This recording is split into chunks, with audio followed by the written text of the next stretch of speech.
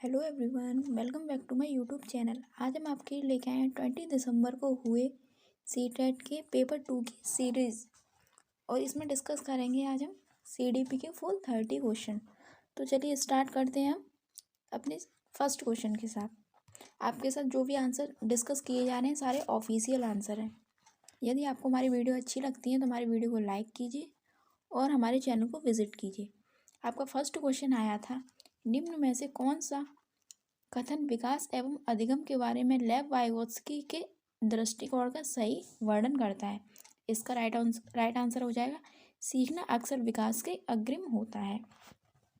Question number second आया था हमारा, विकासात्मक सिद्धांतवादी मानते हैं कि विकास की प्रक्रिया जीवन भर चलती है। इस संदर्भ में किसकी भूमिका बेहद महत्वपूर्ण है। इसका राइट आंसर हो जाएगा, वातावरण एवं अनुभव, environment and experience. Question number third आया था हमारा, विकासात्मक प्रक्रिया में असत्य के क्या मायने हैं। इसका राइट आंसर हो जाएगा आपका, विकास की प्रक्रिया के दौरान उभरने वाले नए तरीके जो संसार को समझने में मदद करते हैं। क्वेश्चन नंबर फोर्थ आया था हमारा, पालन पोषण की प्राधिकारिक शैली किस पर निर्भर करती है। इसका राइट ऑप्शन होगा, जब संभव हो तब बच्चे के साथ साझेदारी में निर्णय लेना। चलते हैं नेक्स्ट क्वेश्चन पे। नेक्स्ट क्वेश्चन आया था हमारा, जीन पियाजे के अनुसार विकासात्मक बदलाव की प्रक्रिया निम्न में से किस विशिष्ट संज्ञानात्मक प्रकारों द्वारा घटित होती है। इसका राइट आंसर हो जाएगा आपका, समावेशन एंड समायोजन। चलते क्वेश्चन नंबर 6 पे। एक 5 साल की बच्ची को उसकी शिक्षिका ने 5 छोटे छोटे पत्थर दिए। बच्ची ने उन पत्थरों को अलग अलग प्रकार से लगाया, एक छोटी लाइन, एक बड़ी लाइन एवं एक वर्त। फिर उसने उन पत्थरों को बार बार गिना। जीन पियाजे के अनुसार निम्न वैसे वह संज्ञानात्मक स्कीमा को ग्रहण करने की कोशिश कर रही है। इसका राइट आंसर होगा आपका, संख्या का संरक्षण, कंजर्वेशन ऑफ नंबर। वो नंबरों को क्रम में लगाने की रही है वो। क्वेश्चन नंबर 7 आया था हमारा, लेव वाइगोत्स्की के अनुसार संज्ञानात्मक विकास के लिए निम्न में से किसकी मध्यस्थता आवश्यक है। इसका राइट आंसर होगा, सांस्कृतिक औजार और कल्चरल टूल्स। इसके ये भी आ सकता था, वाइगोत्स्की में ये होती हैं 3 वाइगोत्स्की की थ्योरी में, SCL, मतलब सोसाइटी और कल्चर और लैंग्वेज। यहाँ पे कल्चरल टूल भी आ सकता था और लैंग्वेज टूल भी। चलते क्वेश्चन नंबर 8 पे। क्वेश्चन नंबर 8 आया था हमारे, लेव वाइगोत्स्की के अनुसार समीपस्थ विकास के क्षेत्र को किस प्रकार बढ़ावा दिया जा सकता है। इसका राइट आंसर होगा, सहयोगात्मक संवाद द्वारा। जो जोन ऑफ प्रॉक्सिमल डेवलपमेंट का जो एरिया होता है उसे बोलते हैं। क्वेश्चन नंबर 9 आया था हमारा, लॉरेंस कोलबर्ग द्वारा सुझाई पक्ष परंपरागत नैतिकता के अंतर्गत स्तर 5 की नैतिकता क्या अंकित करती है। इसका राइट आंसर हो जाएगा आपका, ऑप्शन नंबर 3, ऐसे नैतिक नियमों को प्रतिपादित करना जो आचार संहिता से परे हो। क्वेश्चन नंबर 10 आया था, एक प्रगतिशील कक्षा को अपनी कक्षा में किस प्रकार का रवैया अपनाना चाहिए। इसका राइट आंसर हो जाएगा, समानुभूति, वास्तविकता एवं परवाह का। क्वेश्चन नंबर 11 आया था हमारा, बच्चों की बुद्धिमत्ता का आकलन करने के लिए IQ का इस्तेमाल करने की क्या मुख्य सरोकार हैं। इसका राइट आंसर हो जाएगा आपका, ऑप्शन नंबर 2, फर्स्ट, सेकंड और फोर्थ। प्राप्तांक की अस्थिरता, परीक्षा में सांस्कृतिक पूर्वाग्रह, परीक्षा का उत्पादक केंद्रित होना, बच्चों को नामांकित करना। अब चलते हैं नेक्स्ट क्वेश्चन में। नेक्स्ट क्वेश्चन आया था हमारा 12 क्वेश्चन, हार्वर्ड गार्डनर के अनुसार अंतर्वैयक्तिक बुद्धिमत्ता वाले व्यक्ति की क्या विशेषता है। अंतर्वैयक्तिक मतलब इंट्रापर्सनल की क्या विशेषताएं। Question number 13। क्वेश्चन नंबर इसका 12 का आंसर होगा आपका, स्वयं की जटिल भावना एवं शक्तियों व कमजोरियों का ज्ञान। ये देख लेना, इंटरपर्सनल दिया है कि इंट्रापर्सनल दिया है। इंट्रा दिया है तो स्वयं की होगा और इंटरपर्सनल दिया है तो दूसरों की। इसमें आया था इंटरपर्सनल और ये इंट्रापर्सनल होता है, स्वयं वाला। स्वयं की भावनाओं को समझना और दूसरों को समझना, इंटरपर्सनल। क्वेश्चन नंबर 13 आया था, जेंडर के संदर्भ में एक शिक्षिका को कक्षा में बच्चों को किसके लिए प्रेरित करना चाहिए? जेंडर रूढ़िवादिता में लचीलेपन के लिए, जो जेंडर स्टीरियोटाइपिंग जो चली आ रही है उसे फ्लेक्सिबल करने के लिए। अब चलते क्वेश्चन नंबर 14 पे। क्वेश्चन नंबर 14 आया था, सीखने में विविधता रखने वाले विद्यार्थियों की कक्षा में एक शिक्षक को क्या करना चाहिए? सीखने में विविध गति रखने वाले विद्यार्थियों की भागीदारी के लिए सृजनात्मक तरीके खोजने चाहिए। उनके लिए क्रिएटिव थिंकिंग अपनानी चाहिए। चलते क्वेश्चन नंबर 15 आया था हमारा, निर्माणात्मक आकलन का प्रयोग मुख्यतः कहाँ होता है? इसका राइट आंसर हो जाएगा, शिक्षकों को बेहतर योजना बनाने एवं विद्यार्थियों को सहयोगात्मक और गैर मूल्यांकित प्रतिपुष्टि देने के लिए तैयार किया जाता है। क्वेश्चन नंबर 16 आया था हमारा, बहुसांस्कृतिक शिक्षा का क्या उद्देश्य है? इसका राइट आंसर होगा, एक कक्षा में अलग अलग सांस्कृतिक के बच्चों की सम्यक शिक्षा। क्वेश्चन नंबर 17 आया था हमारा, वंचित एवं पिछड़े वर्ग के विद्यार्थियों की शिक्षा में निम्न में से किसका नकारात्मक प्रभाव पड़ता है? इसका राइट आंसर होगा ऑप्शन नंबर सेकंड, पूर्वाग्रहों का, ज्ञान की स्थानीय संरचनाओं की समझ के अभाव का और अवरोही पाठ्यचर्या का। चलते क्वेश्चन नंबर 18 क्वेश्चन आया था हमारा, सृजनात्मक सोच को निम्न में से किसके द्वारा बढ़ावा नहीं दिया जा सकता? इसका राइट आंसर होगा अभिसारी सोच, मतलब कन्वर्जेंट थिंकिंग के द्वारा नहीं दिया जा सकता। चलते क्वेश्चन नंबर 19 पे। 19 आया था, एक गीत विषयक अक्षम विद्यार्थी एक प्राथमिक विद्यालय में दाखिला लेती है, निम्न में से कौन सी पद्धति इस बच्ची के स्कूल में समावेशन को सुसाध्य करने में सहायक नहीं होगी? इसका राइट आंसर होगा आपका क्वेश्चन नंबर 19 का ऑप्शन नंबर 4, अक्षमता के प्रति सहानुभूति जताना।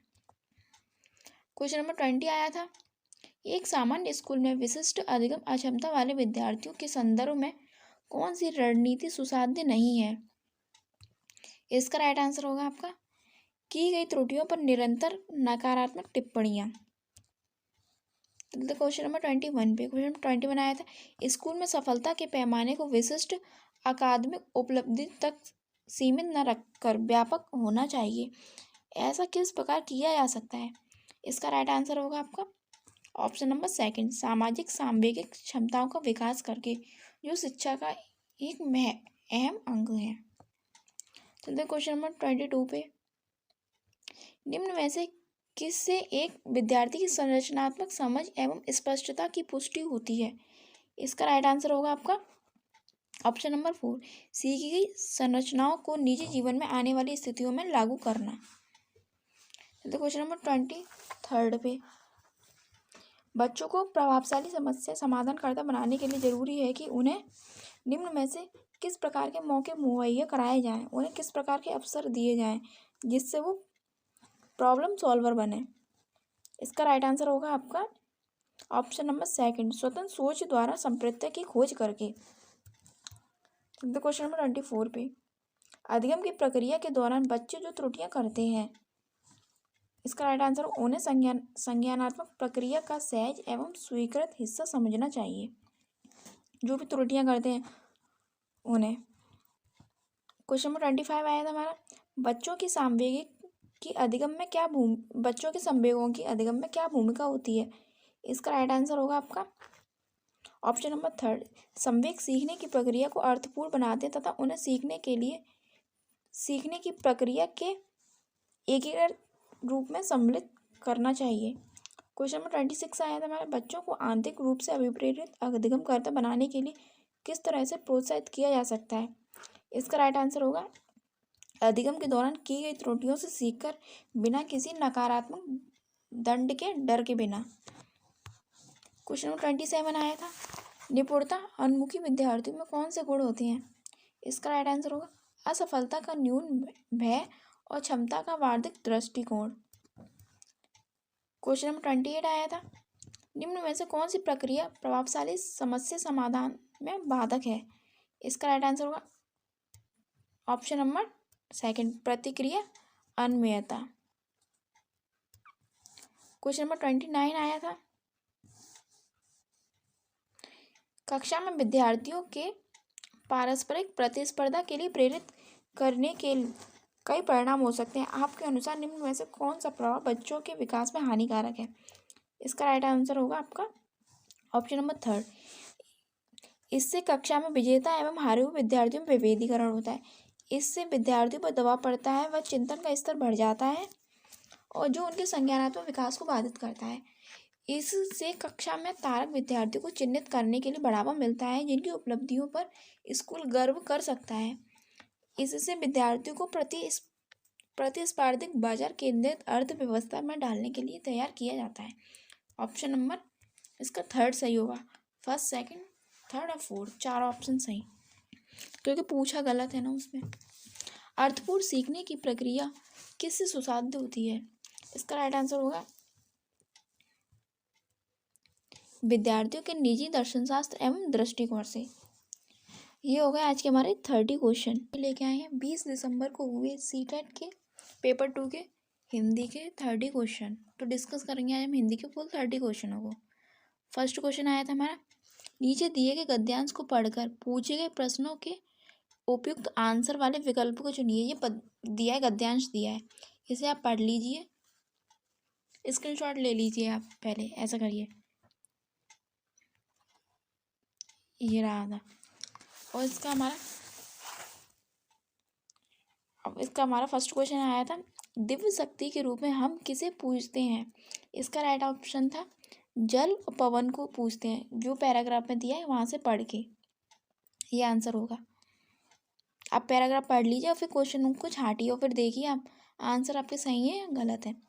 क्वेश्चन नंबर 92 आया था हमारा, गद्यांश से ज्ञात होता है कि मानव की जिज्ञासा बढ़ने का क्या कारण है। जो मानव की जिज्ञासा बढ़ रही है उसका क्या कारण है? जब आप पढ़ेंगे तो आपको पता चलेगा, भौतिकवाद का पांव पसारना।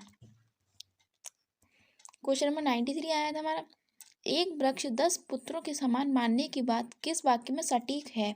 इसका राइट आंसर होगा आपका ऑप्शन नंबर 2, वन संरक्षण द्वारा धरणी को प्रलय के महामेघ से बचाया जा सकता है। चलते क्वेश्चन नंबर नेक्स्ट क्वेश्चन पे। अनुच्छेद से ज्ञात होता है कि प्रकृति ने स्वच्छ, इसका राइट आंसर होगा आपका हवा मुक्त हस्त से लुटाई है। नेक्स्ट क्वेश्चन पे चलते हैं, क्वेश्चन 95 पे। वन धरणी के जीते जागते स्वर्ग हैं प्रदर्शन के आधार पर अनुच्छेद की प्रभावशाली वाक्य संरचना पुष्टि करती है। इसका राइट ऑप्शन होगा वनों से वर्षा और वर्षा से अन्न मिलता है। नेक्स्ट क्वेश्चन पे चलते हैं, जिज्ञासा शब्द का क्या अर्थ है? जिज्ञासा शब्द का अर्थ ये तो आप सभी को पता है, जानने की इच्छा, क्यूरियोसिटी। क्वेश्चन नंबर 97 आया था, अनुच्छेद के अनुसार प्रकृति का संतुलन बनाए रखना आवश्यक है। इसका राइट आंसर होगा आपका धरती को प्रलय के महामेघ से बचाया जा सके, प्रकृति का संतुलन बनाए रखना। क्वेश्चन नंबर 98 आया था, धरणी सृष्टि का आधार है, वाक्य में निहित शब्द सृष्टि का विलोम है। सृष्टि का विलोम क्या होगा आपका? इसका राइट आंसर होगा आपका प्रलय, ऑप्शन नंबर 2 प्रलय। क्वेश्चन नंबर 99 आया था, निम्न में से वाक्यों में से वर्तमान काल का वाक्य चुनिए। वर्तमान काल का वाक्य क्या है? जो तो आप सब चुन लेंगे ना। इसका राइट आंसर होगा आपका वन धरती के जीते जागते स्वर्ग हैं। ये गया चला गया ये नहीं है।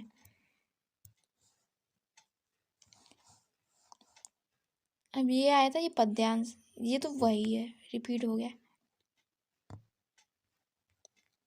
क्वेश्चन नंबर यहाँ तक ये था, पद्यांश आया था। नीचे दिए गए पद्यांश को पढ़कर पूछे गए प्रश्नों के सबसे उपयुक्त उत्तर वाले विकल्प को चुनिए। ये दिया था पद्यांश, इसे देखिए आप, इसे पढ़िए और इसके क्वेश्चन आए थे यहाँ। इसके क्वेश्चन 100 क्वेश्चन नंबर से स्टार्ट है। इस कविता का मूल भाव क्या है? इसका राइट आंसर होगा आपका आत्मनिर्भर बनना।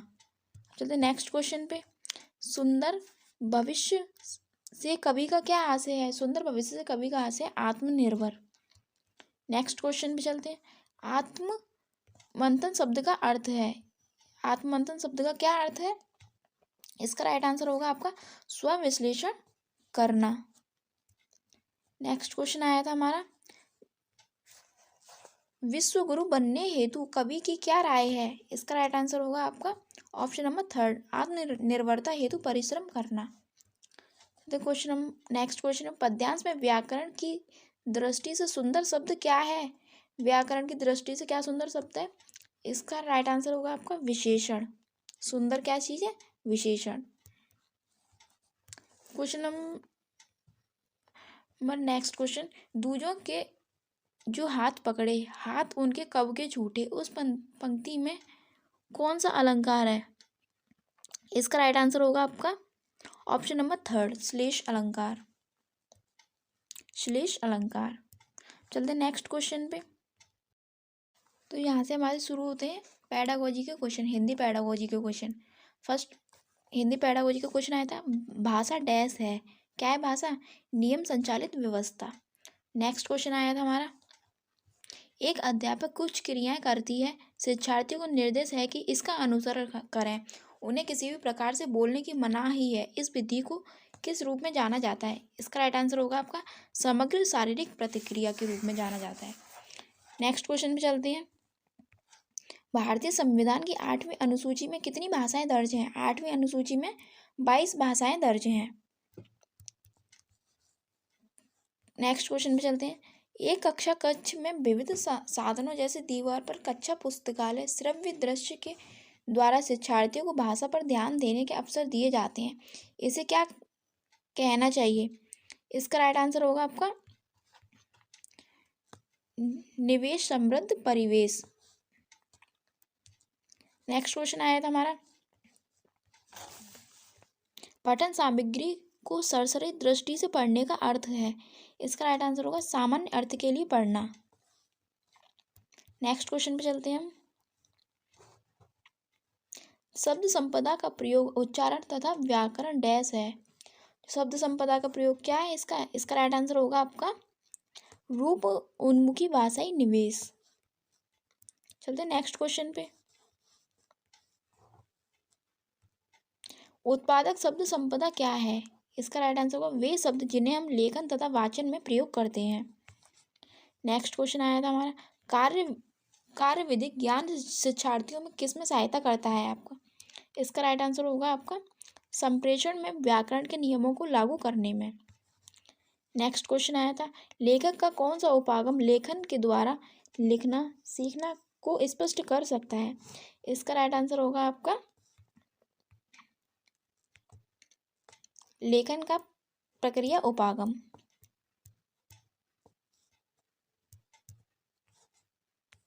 चलते क्वेश्चन नंबर 15 पे, निम्न में से कौन सा एक्स्ट्रापोलेटिव किसी के स्थान पर स्वयं को रखना लेखन कार्य है?